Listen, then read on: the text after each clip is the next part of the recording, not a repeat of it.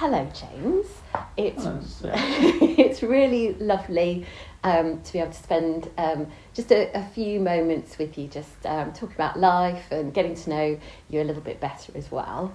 Just firstly, could you just tell us just a little bit about you and who you are and what you get up to? It's a huge question. It is a very huge question. Yes, I'm James. I'm certainly a member of the congregation here at Emmanuel. I'm involved in running the Theta Emmaus group. But besides that, I also volunteer with Torch Trust, which is an organisation that's working with visually impaired and blind people to ensure that any Christian material is available to them in whatever format they require it in. So if that's Braille, large print or audio, they can access that. And then full-time I work for the RNIP, the Royal National Institute of Blind People, because for the last 7 years I've been registered severely sight impaired blind. Prior to that I was just registered sight impaired. And due to a genetic eye condition, I am slowly losing vision. I have no usable vision in my right eye, and in my left eye I have 2 pinholes, and that is it. So you will see me doing a lot of playing tennis, I call it, looking around trying to find people, focusing on things. You will always find me on either the 5th or 6th row back on the right hand of the church, for the simple reason it is the only place where I can see what's going on at the front. I could sit anywhere else in church and I'm lost. So it's a pure practicality. But within the whole church situation, it's great the support that you get. Wonderful. And within that, everyday life has got its extra challenges, I think we call them. Whether that's crossing the road, which is my greatest joy now we've got electric vehicles, and realising that God keeps me safe.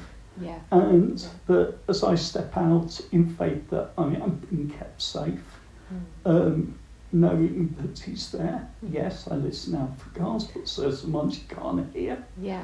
And so it becomes a bigger challenge. So God has just built me up with faith, just to ask Him and see where He is leading me. And certainly last year at the church weekend, I got voluntarily convicted, challenged, and things aren't moving on and different. Well, it would be great now if you could share, you've begun to share the difference that God has made in your life. And so now if you could maybe talk a little bit about that, maybe a specific example from your life, that would be lovely. I got asked by Torch Trust to do an interview about 3 years ago, and they titled it Walking by Faith. And I didn't think anything about it until I listened back to it. And we've been describing to people how to do proper sighted guiding. And during that, it became very apparent that there were certain Bible passages, there were certain things that I rely on, because at the end of the day, God did not give me a spirit of fear, but of love, power, sound mind. And in being given that, it's really encouraged me to step out even more and do bolder, bigger things, and just see where He is leading me this year. I can't imagine, but just even trying to imagine what it must be like, for example, to lose your sight. I'm quite a naturally quite a fearful person. So, you know, that verse you're talking about with, you know, God didn't give us a spirit of fear. Can you just talk about an example where you maybe were bold, where, and of course, every time you try and cross the road, that there is a moment from what you've just said. Can you share an example where you've done that maybe recently? Yeah, in the work situation, working in a very secular organisation that the RNIB is, that you aren't allowed to talk about your faith, you aren't allowed to share your faith. Yet, the amount of people that I do get the opportunity to pray with, share my faith with, is incredible. And whether that's clients, whether that's members of staff there, and it just is so rewarding to see how, you know, using Bible passages encourages and builds people up. And at the end of the day, we're here to build people up and encourage them.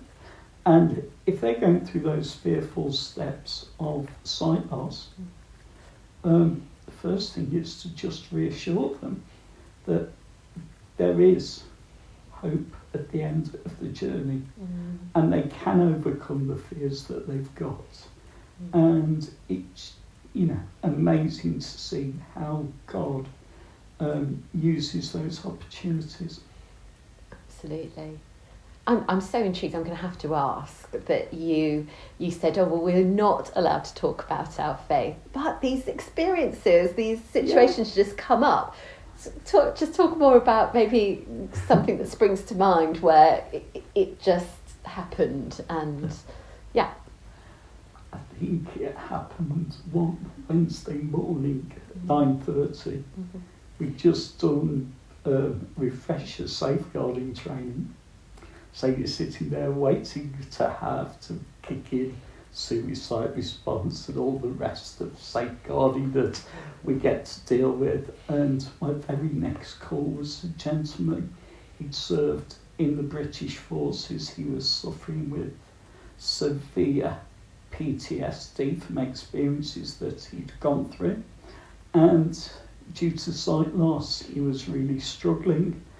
And he said, well, I do still go to church. And at that point, we were able to talk about the work of Torch Trust. He said, but you seem to know so much about it. I said, yeah. I did get Colin to do an interview. Wonderful. So it just gives you those opportunities, and we were able to pray, and he felt a lot better. Yeah, and it was clearly an opening that he began. Yeah, wonderful, James. Thank you so much for your time.